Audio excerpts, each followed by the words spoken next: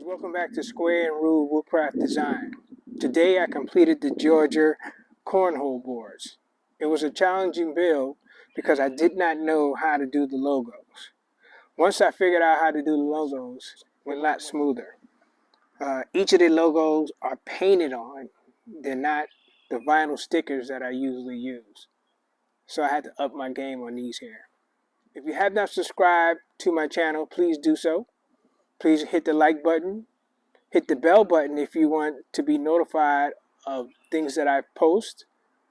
And also drop me a comment. Let me know what you think. Stay tuned.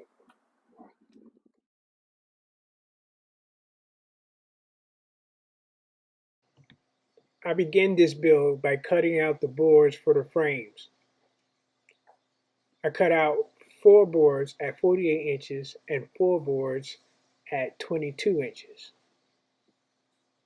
These boards made the box for the frames. I'm going to speed this up.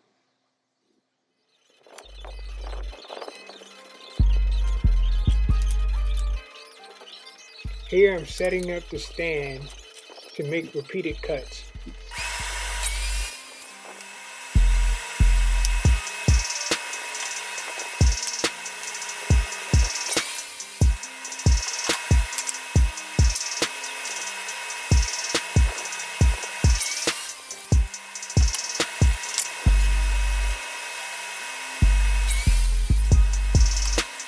Here I'm cutting 4 legs at 13 inches each.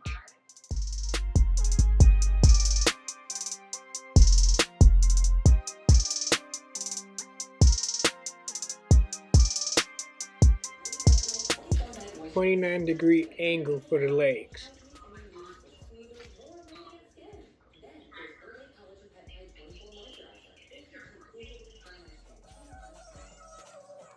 I'm using a jigsaw to round off the legs so they can fold properly.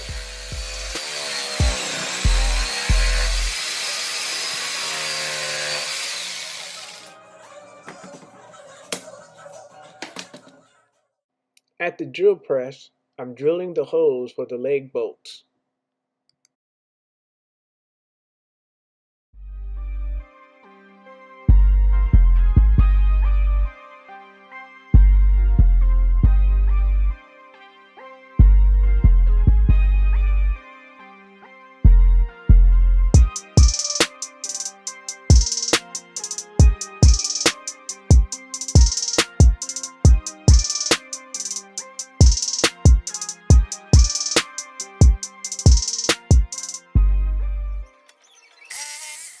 I'm cutting out an opening so you can easily carry the board.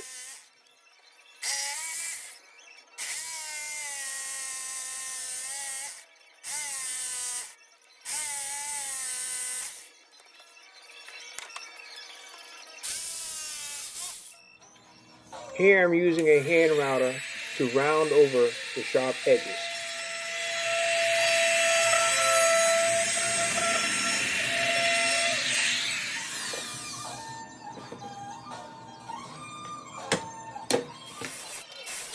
I'm now drilling the pocket holes to assemble the frame.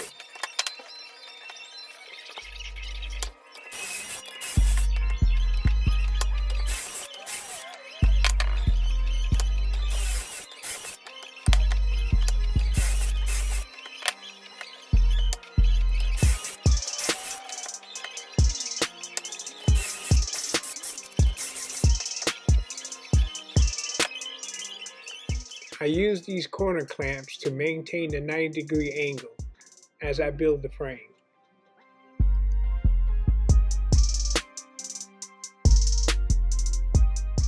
Frames are complete. I just completed cutting out the top of the board. The top measurements are 48 inches long and 24 inches wide. I'm using a Woodcraft circular jig with a router to cut the 6-inch hole.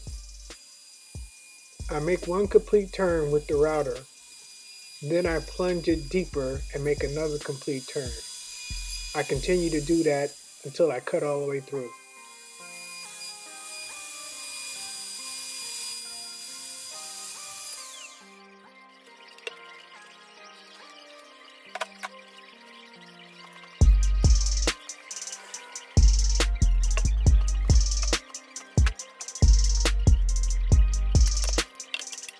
Here I'm using the handheld router to round over the edges inside the hole.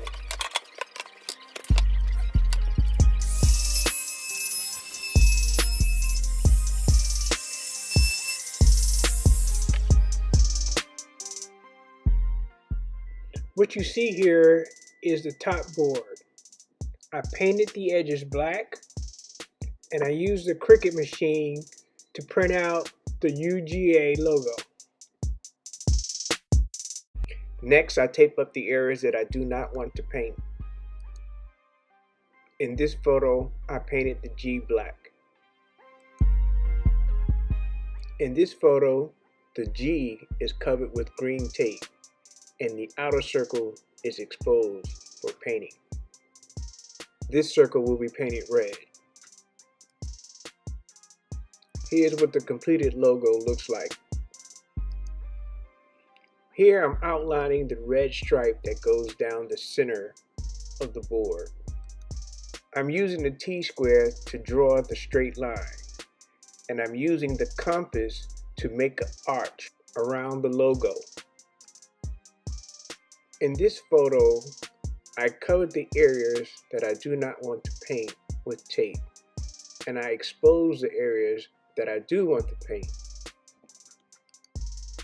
I painted the center line red. Here's what the top board looks like when complete.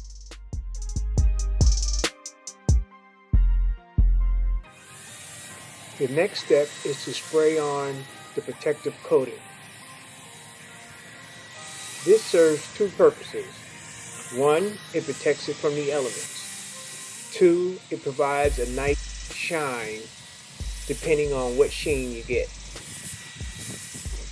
The protective coating I'm using here is a water-based glossy coating. This particular coating dries in approximately 5 minutes. I applied 5 coats to each board.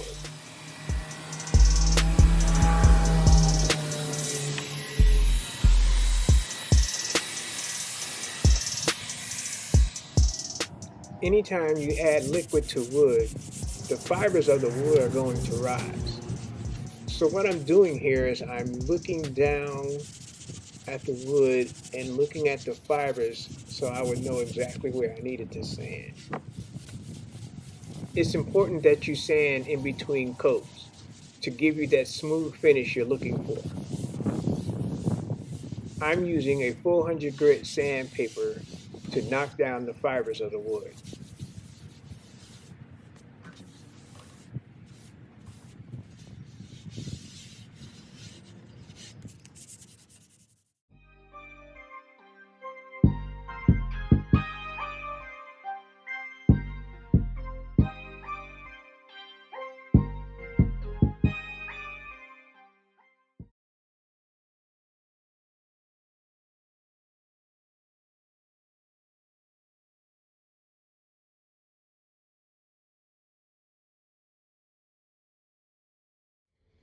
Cornhole boards are complete.